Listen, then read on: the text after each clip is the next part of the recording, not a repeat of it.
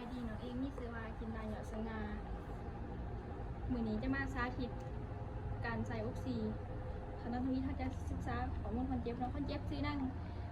งดีญาสีสว่างอายุ48 ปีวันเรียนจากปากซองทางแกมปัสซาคนเจ็บมานอนในคุณหมอในวันที่23เดือน6 2023คนเจ็บอยู่ห้องเบอร์8เตียงเบอร์4คนเจ็บมานอนห้องหมอด้วยอาการอิ่มเลยแล้วก็หายใจฝืดตอนนี้เขาจะมาทักทายคนเจ็บเนาะสบายดีพ่อสบายดีแม่ซื้อยังเด้โดยแม่อยู่บ้านได้เด้อายุจักปีแล้ว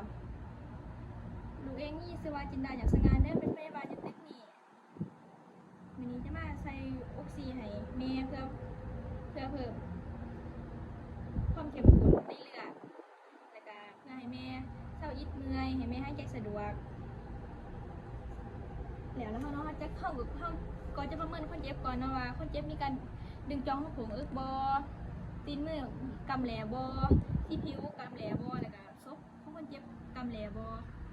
แล้วอันที่สำคัญเป็นเท่าจะจับแซดคนเจ็บเราถามว่าแซดคนเจ็บต่ำกว่าเก่าที่ผาเฮาในเท่าจะได้ใส่อุปกรณ์คนเจ็บแล้วเขาจะไปล้างมือหาขั้นตอนแล้วเขาจะมาเตรียมอุปกรณ์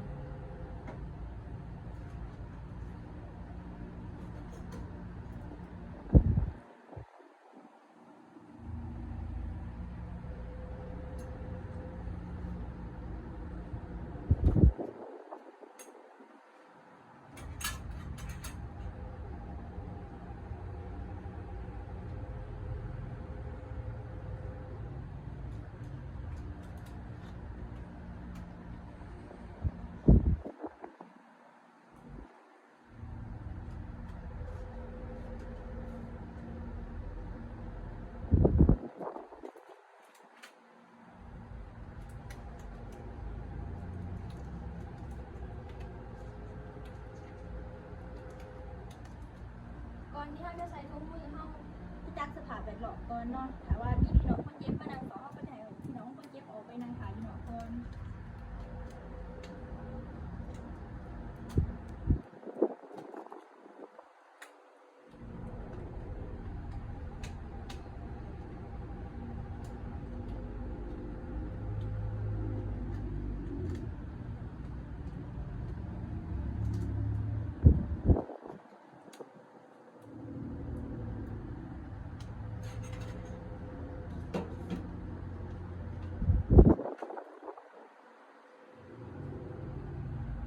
เขาจะจัดทานอนคนเจ็บให้นอนอยู่ใน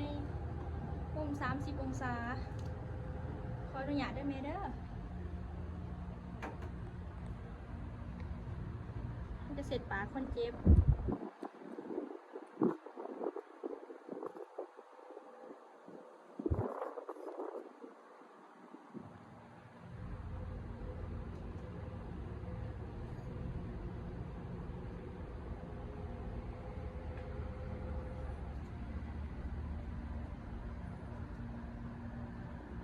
แล้วเขาจะมาทำไม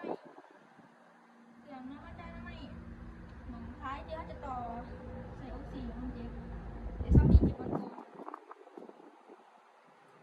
แล้วเขาก็จะลองเบิ่งว่าออกซิของเขามีในบักหรือบ่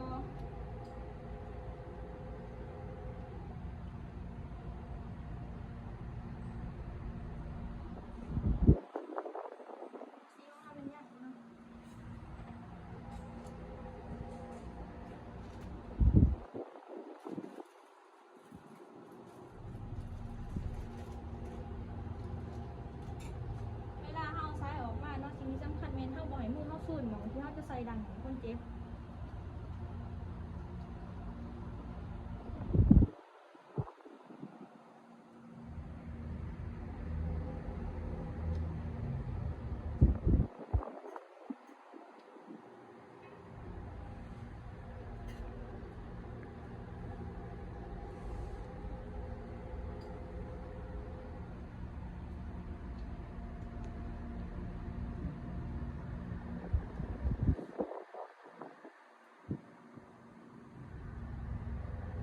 น้ำที่เฮาใส่ในเตาเก็บความสูงแม่นเฮาจะใส่1/3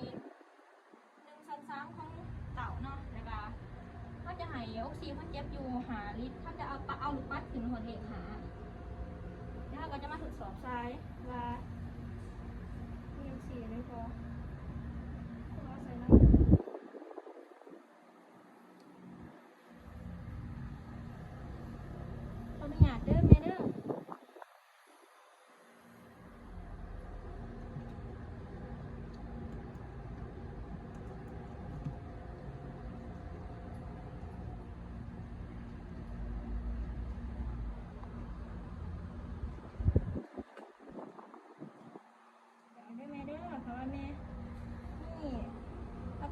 แสบดังแห้งให้แม่บอกพี่น้องไปเอิ้นลูกอยู่หน้าเคาน์เตอร์เด้ออยากแนะนำให้แม่บอกให้นอนติงซ้ายทับซ้ายหรือว่าถอดซ้ายออกจากดังเองแล้วก็บ่อยากให้พี่น้องมันไปปิดเปิดออกซิเองแล้วก็บ่อยากให้พี่น้องหันมานั่งโทรศัพท์ไก่บางออกซิบ่ให้มาไต่สุดไปเทียนไก่บางออกซิเพราะมันเป็นวัตถุไวไฟมันจะเฮ็ดให้ระเบิดได้โดยเข้าใจแม่แขกข้อมองมือเด้อเราจะมาเก็บเหรียญอุปกรณ์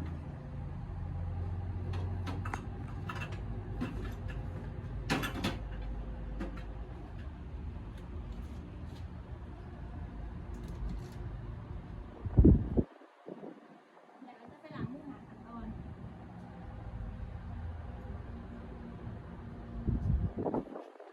หลังจากนั้น15 นาทีเขาจะไปติดตามคนเจ็บเนาะเขาจะไปติดตามคนเจ็บว่ามีอาการดีขึ้นหรือบ่แล้วเขาจะประเมินคนเจ็บว่าก่อนที่คนเจ็บมานอนห้องหมอคนเจ็บมีสีผิวกำแหลมีซบแหลบ่ถ้าว่าก่อนหน้านี้เข้ามาด้วยอาการซบแหลผิวแหลแล้วเข้ามาเบิ่งตอนนี้เขาเห็นคนเจ็บมันมีอาการดีขึ้นเลยเนาะซบกับบ่ได้กำแหลปานใดตีนมือก็บ่ได้กำแหล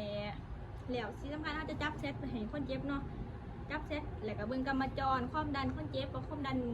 ว่าเซตของคนเจ็บมันปกติหรือบ่